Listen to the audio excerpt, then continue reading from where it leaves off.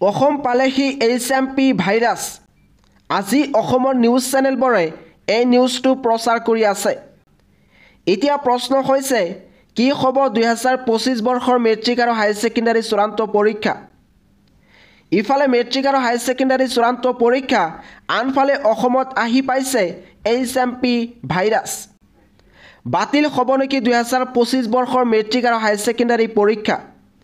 সবিশেষ এইটো ভিডিঅ'ৰ জৰিয়তে জনাব বিচাৰিছোঁ।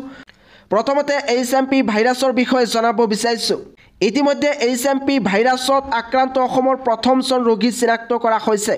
এটি 10 শিশুৰ দেশত ধৰা পৰিছে এই HMPV ভাইৰাছৰ অৱস্থিতি। ডিব্ৰুগড় অসম চিকিৎসা মহাবিদ্যালয়ত ধৰা পৰিছে এই HMP ভাইৰাছ। অসমত প্ৰথমজন HMP ভাইৰাছত আক্ৰান্ত ৰোগী ইতিমধ্যে চিনাক্ত কৰা হৈছে। ডিব্ৰুগড় আঞ্চলিক গৱেষণা কেন্দ্ৰৰ অন্য এক বিস্ফোৰণ। এই গৱেষণা কেন্দ্ৰটোৱে দাবী কৰা মতে অসমত পূৰ্বৰে পৰা HMP ভাইৰাছত আক্ৰান্ত ৰোগী আছে। 2014 চনৰ পৰা 100জন ৰোগীৰ শৰীৰত পোৱা গৈছিল এই ভাইৰাছ। 2025 চনত প্ৰথমটো HMP ভাইৰাছত আক্ৰান্ত ৰোগী ইতিমধ্যে চিনাক্ত হৈছে।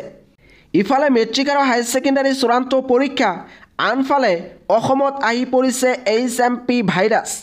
যেহেতু গৱেষণাটোৱে কোৱা মতে অসমত পূৰ্বৰে পৰা এই ভাইৰাছটো আছে, গতিকে তোমালোকে ভয় খাব নালাগে। পৰীক্ষা যিহেতু একেবাৰে ওচৰ চাপিছে, এতিয়া তোমালোকৰ পৰীক্ষা অনুষ্ঠিত কৰিব।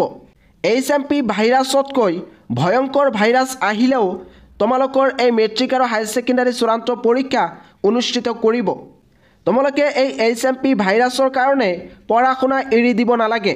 যেহেতু ইতিমধ্যে আসাম ষ্টেট স্কুল এডুকেশ্যন বোৰ্ডে ৰুটিন প্ৰকাশ কৰিছে আৰু সেই ৰুটিন মতে তোমালোকৰ এই পৰীক্ষা অনুষ্ঠিত কৰিব।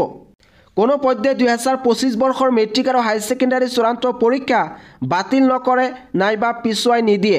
ইতিমধ্যে 2025 বৰ্ষৰ মেট্ৰিক পৰীক্ষাক লৈ HD ইণ্টাৰনেশ্যনেলে মেণ্টৰ্ছ টেষ্ট পেপাৰ প্ৰকাশ কৰিছে। তোমালোকে যদি মেট্ৰিক পৰীক্ষাত ভাল নম্বৰ লৈ উত্তীৰ্ণ হ'ব বিচৰা, তেতিয়াহ'লে এই কিতাপকেইখন বাই কৰিবা। এই কিতাপকেইখন ওচৰৰ বুক ষ্টৰত পাবা।